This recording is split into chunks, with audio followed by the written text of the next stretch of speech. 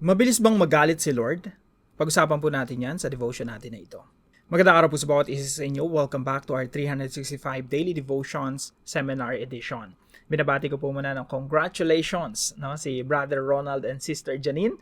Kasal po nila ngayong araw. So maya-maya lang. No?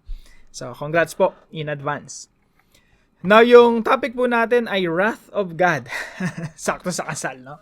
Wrath of God. So, pag sinabi nating wrath, ang ibig sabihin po nito ay puot.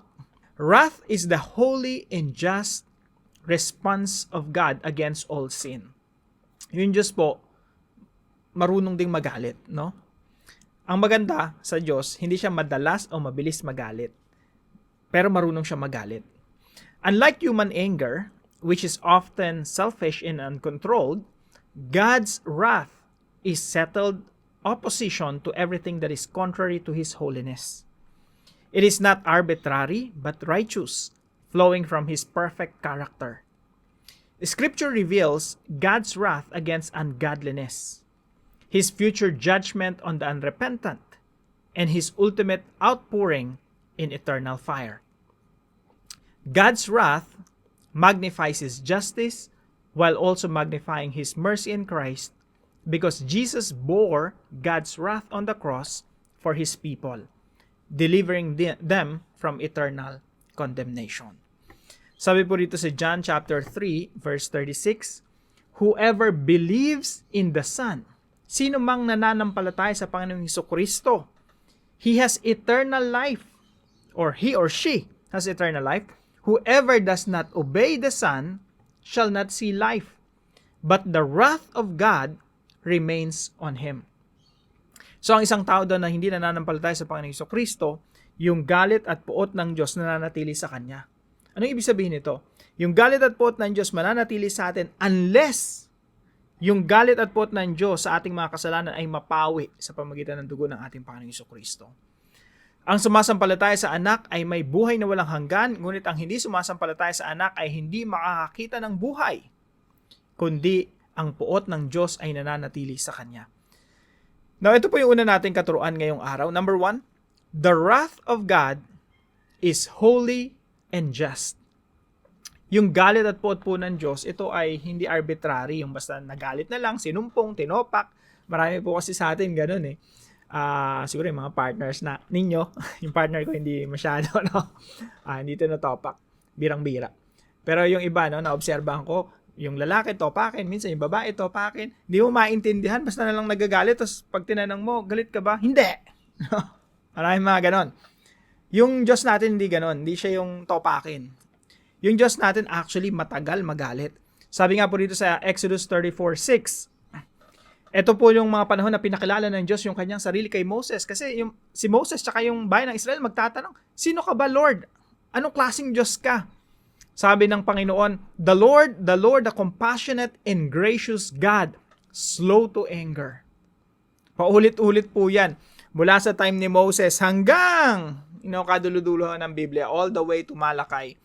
Yan yung paulit-ulit na sinasabi ng mga propeta. The Lord is slow to anger.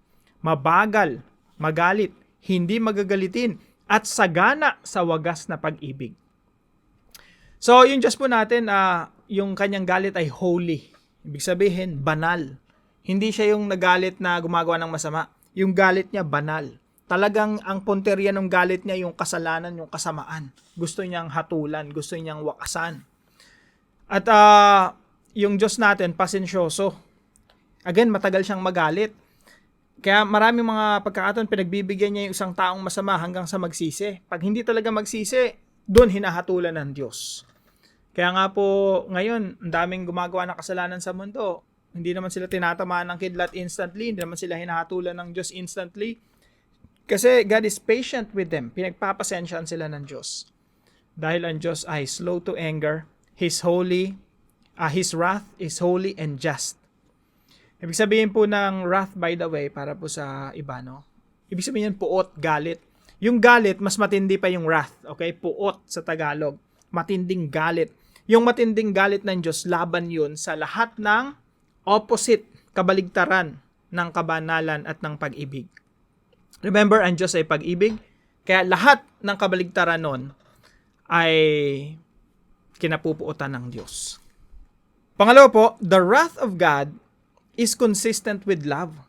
Yung galit ng Diyos, yung puot ng Diyos, hindi yan, kumbaga, kasalungat ng pag-ibig. Sabi nga po rito sa John chapter 3 verse 36, sabi dito, the wrath of God. May wrath yung Diyos, may galit yung Diyos. Pero binanggit po yan sa John chapter 3. Ano pong makikita natin na famous na talata sa John chapter 3? Pag umakyat po tayo sa taas lang yan, makikita natin John chapter 3 verse 16. Sabi dito, for God so loved the world. Nagmamahal ang Diyos. Hindi lang basta pagmamahal, so love. So much love. For God so loved the world that He gave His one and only Son, that whoever believes in Him should not perish but have eternal life. Ibinigay niya ang ating Panginoong Jesucristo upang tayo ay iligtas. So bagamat ang Diyos galit sa kasalanan, tayo na mga makasalanan, gusto niyang iligtas dahil siya ay Diyos ng pag-ibig. So sabi dito verse 17, for God did not send His Son into the world to condemn the world, but in order that the world might be saved through Him. Whoever believes in Him is not condemned, but whoever does not believe is condemned already, because he has not believed in the name of the only Son of God. So ang Diyos nagbigay ng kaparaanan para tayo ay maligtas. So yung wrath ng Diyos, isipin nyo, judge siya, righteous judge, mabuting hukom, mabuting hari. Lahat ng mga taong nagkasala, lahat ng mga corrupt na mga politicians, lahat ng mga corrupt sa mga businesses, lahat ng gumagawa ng masama, pumatay, ng rape, ng api ng kapwa, ng amkam ng lupa, lahat ng yan, lahat ng mga sinungaling, lahat ng mga sexually immoral, lahat ng yan hahatulan ng Diyos. At wala pong may excuse. Kasi ako kasama yan. Lahat tayo damay. Pero dahil minahal tayo ng Diyos, binigyan niya tayo ng kaparaanan para maligtas. At yun po ay sa pamamagitan ng kamatayan ng ating Panginoong Jesucristo doon sa krus. So the wrath of God is consistent with love. And point number 3, the wrath of God is satisfied in Christ. Yung puot at galit ng Diyos ay pinawi ng pagkamatay ng Panginoong Jesucristo doon sa krus. Sabi nga po dito sa Isaiah chapter 53 verse 5 and 6, but He was pierced for our transgressions.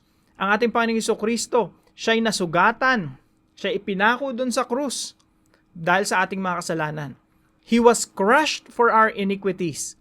The punishment that brought us peace was on Him, and by His wounds we are healed. We are like sheep have gone astray. Each of us has turned to our own way, and the Lord has laid on Him the iniquity of us all. At ipinasan sa Kanya ng Panginoon ang lahat ng ating mga kasamaan. Kaya nung pinangko ng Panginoon Jesucristo yung Kanyang krus, patungo doon sa Golgota, kung saan siya ipapako, nung pangko-pangko niya yon, nakapakatong sa balikat niya, ang ipinasan ng Diyos sa Kanya, yung mga kasalanan natin, upang lahat ng ating mga kasalanan ay maparusahan sa katawan ni Jesus, at tayong mga nagkasala ay ituring ng mga banal at malinis sa harapan ng Diyos. Yan po ay biyaya ng Diyos. Yan po ay kaligtasan na ibinigay sa atin. Para pagharap natin sa judge, sa mabuting judge, sasabihin ng judge sa atin, acquitted, pinawalang sala, justified. So the wrath of God, lahat ng puot at galit ng Diyos laban sa kasalanan ay pinarusahan na sa katawan ng ating Panginoong Jesucristo. Wala nang natirang galit ang Diyos para sa atin. Lahat yun sinalunan ng Panginoong Jesucristo. Kaya pagharap natin sa ating Diyos, ang makikita lang natin, pure love and grace of God. Bakit po? Dahil po yun sa krus ng ating Panginoong Jesucristo. Kaya po sa application natin ngayong araw, number 1, fear God who will judge all sins with wrath. Yung Diyos po natin, bagamat siya ay Diyos ng pag-ibig, siya dapat po ay katakutan. Bakit po? Because He will judge all sins with wrath. Alam niyo po, maraming tao walang takot sa Diyos. Sige lang ng sige ng paggawa ng kasamaan, paggawa ng kasalanan. Ito lang mga nakaraan, di ba? Ang tindi ng mga bagyo na, nagdusa yung ating mga kababayan. Pero hindi lang yan basta bagyo eh. Kasama na rin dyan yung korupsyon. Lahat kinokorrupt. Imbis na yung mga flood control projects, nagagawa ng maayos. Ang kapalit ng korupsyon ay kamatayan ng marami. Kahit nga yung mga pag merong state of calamity, Pati yung mga pangbigay sa mga tao, kinukorap din ng mga uh, you know what I mean, no? Maraming mga ganyan. Pero alam nyo po, yung mga tao na sige lang ng pangungurap, sige lang ng paggawa ng masama, sige lang ng walang habas ng paggawa ng lahat sila haharap sa judgment day sa ating Panginoon.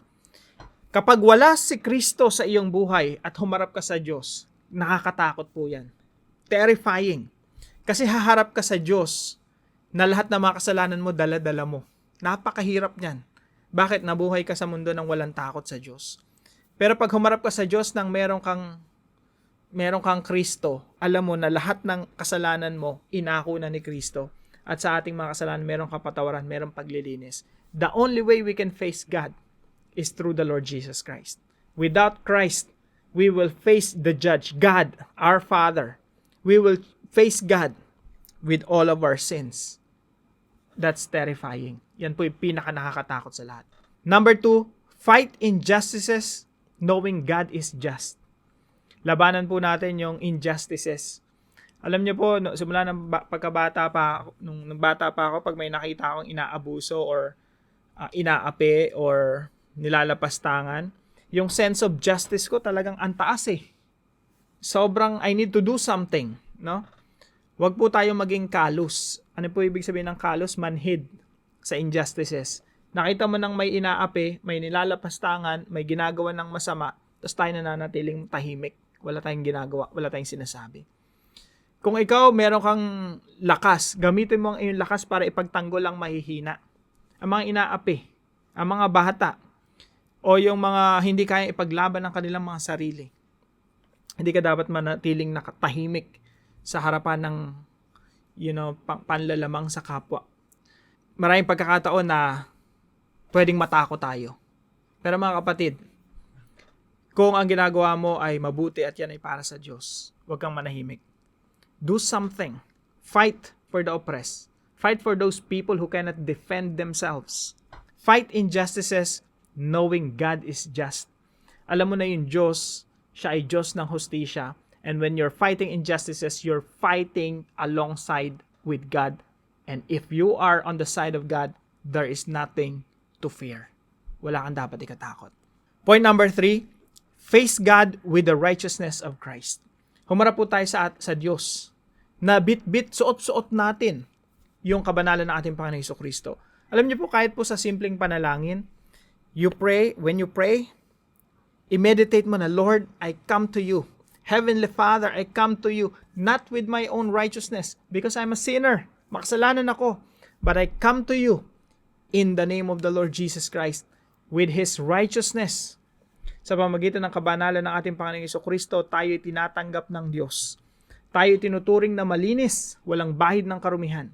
So kahit sa pananalangin lang natin, magkaroon tayo ng confidence. Lord, hindi ako confident dahil sa sarili ko, dahil mabuti ako, dahil gumagawa ako ng mabuti. Confident ako dahil kay Kristo.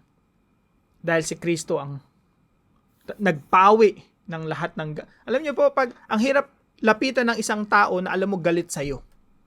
Napakahirap. How much more yung Diyos? Lalapit ka sa Diyos, alam mo galit sa'yo yung Diyos.